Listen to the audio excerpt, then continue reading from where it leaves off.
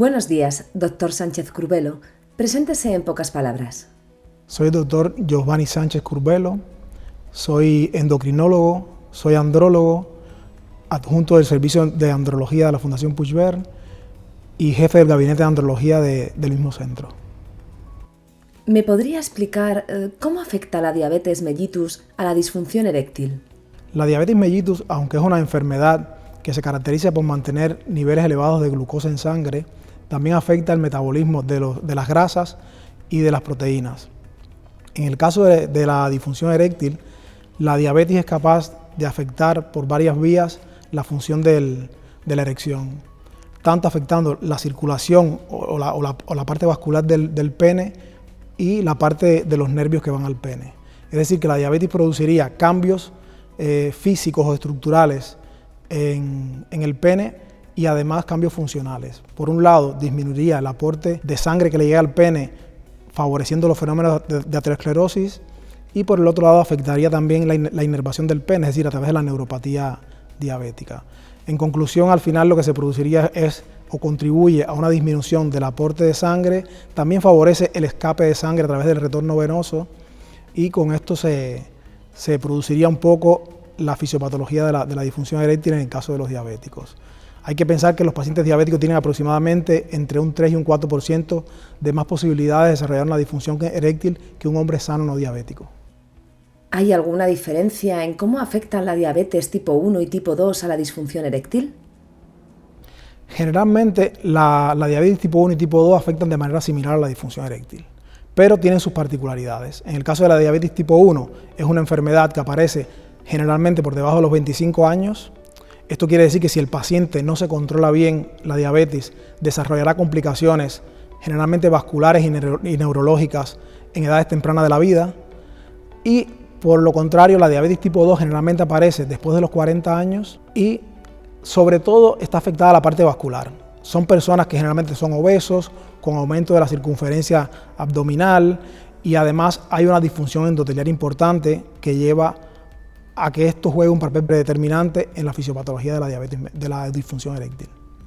Y dígame, doctor, ¿todos los hombres con diabetes sufren disfunción eréctil? ¿Está relacionada con la edad del paciente? En general, todos los hombres con la edad podemos sufrir disminución de la calidad de las erecciones. El hecho de ser diabético no quiere decir que absolutamente la disfunción eréctil sea un síntoma de la diabetes. Pero ¿qué ocurre? Que si el paciente diabético tiene muchos factores predisponentes para desarrollar disfunción eréctil. ¿De qué depende de esto? De la edad del diabético, es decir, de la edad del hombre. Después del control metabólico que lleve. Evidentemente, cuanto mejor sea el control metabólico, menos probable es que desarrolle disfunción eréctil. Lo otro es que lleve a cabo un estricto cumplimiento del tratamiento y que lleve un estilo de vida adecuado como lo llevaría cualquier hombre no diabético, con lo cual sería, por un lado, controlarse la diabetes y por otro lado, tener presente todas las cosas que tendría un hombre normal para prevenir la disfunción eréctil. ¿Qué consejos le daría a los pacientes con diabetes para reducir el riesgo de disfunción eréctil?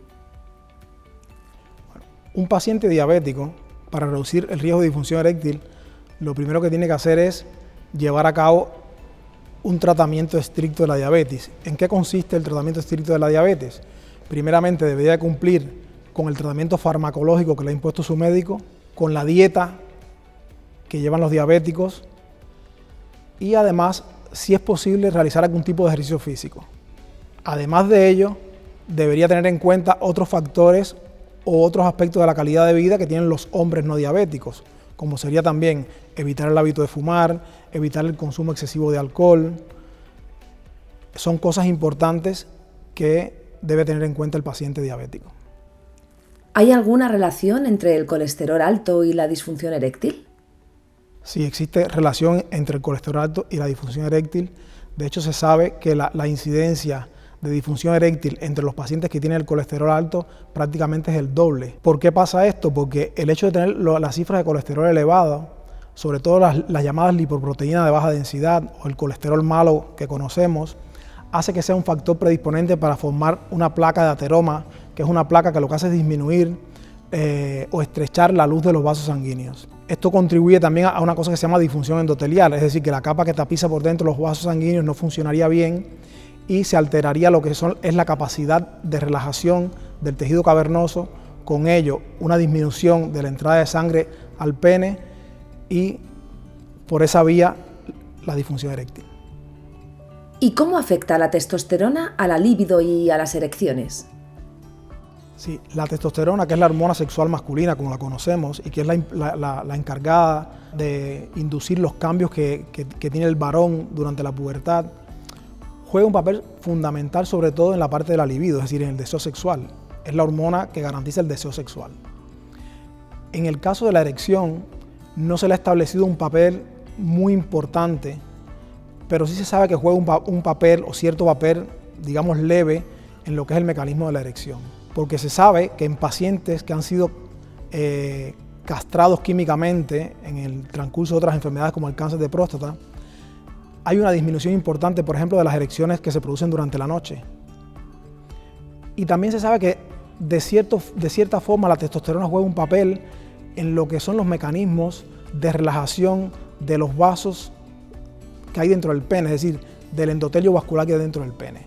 Pero más allá de eso se han visto otros efectos en animales de experimentación, pero en el hombre no se han comprobado otros mecanismos de acción de la testosterona a nivel de la erección. ¿El tratamiento con testosterona puede mejorar por sí solo la disfunción eréctil? En ese sentido no se puede ser absoluto. Nosotros siempre decimos que en medicina no se puede ser absoluto, porque realmente la testosterona no es un tratamiento para la disfunción eréctil.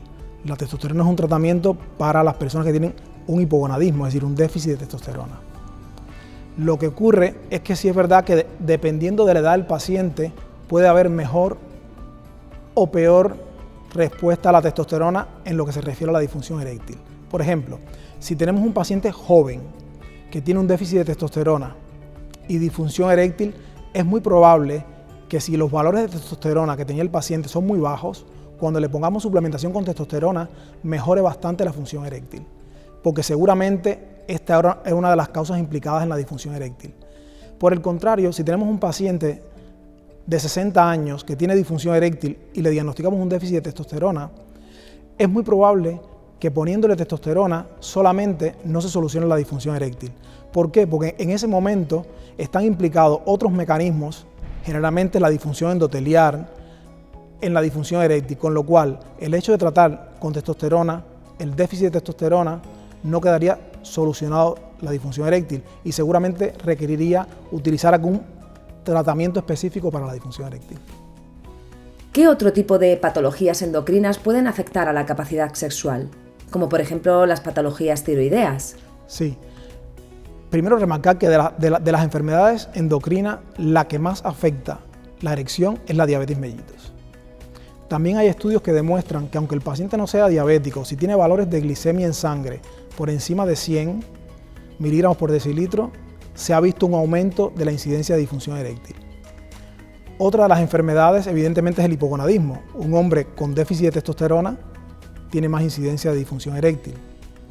También se ha visto disfunción eréctil en los pacientes con algo que se llama hiperprolactinemia, que es una enfermedad donde hay un aumento de secreción de una hormona que se produce en la hipófisis y esa hormona lo que hace es que bloquea otra hormona que es capaz de estimular al testículo para que produzca testosterona.